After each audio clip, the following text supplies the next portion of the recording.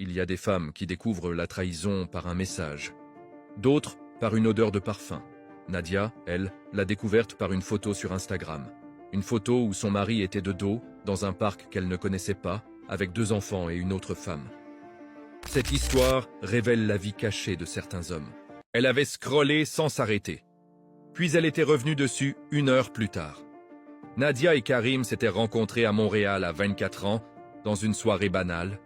Lui, calme, attentionné. Ils s'étaient mariés 3 ans après. Pas de grand mariage, juste eux, leur famille, un resto qu'ils aimaient, simple, réel. Les premières années avaient été belles. Un appartement à Verdun, des projets d'enfants, de voyage, d'avenir. Karim travaillait comme consultant en logistique. Des déplacements fréquents à Toronto, Ottawa, parfois une semaine entière loin. Nadia trouvait ça difficile, mais elle comprenait. C'était son travail. Elle comprenait. Pendant 6 ans, elle avait compris. Ce soir-là, en revenant sur la photo, elle avait regardé l'homme de dos, la veste, les épaules.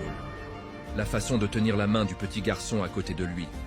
Son cœur avait fait quelque chose d'étrange. Pas un cri, pas une alarme. Juste un frisson silencieux qu'elle avait essayé d'ignorer. Elle s'était convaincue que c'était la jalousie. Que son cerveau déformait les choses. Que c'était une coïncidence, des épaules qui ressemblent, une veste similaire.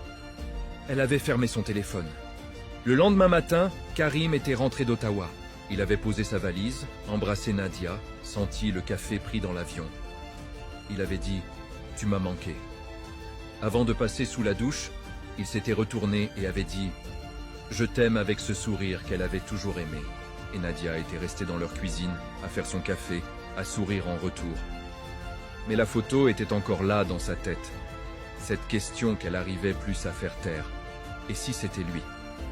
Ce que Nadia ne savait pas encore, c'est que cette question allait tout changer. Que dans les jours qui suivaient, elle allait découvrir quelque chose qui remettrait en cause chaque souvenir des 6 dernières années. Chaque voyage à Ottawa. Chaque « je t'aime » dit avant de partir. Chaque nuit passée seule dans leur appartement de Verdun, pendant qu'il était en déplacement. Pour voir la suite, mets en commentaire partie 2 et abonne-toi pour ne rien manquer des prochains épisodes.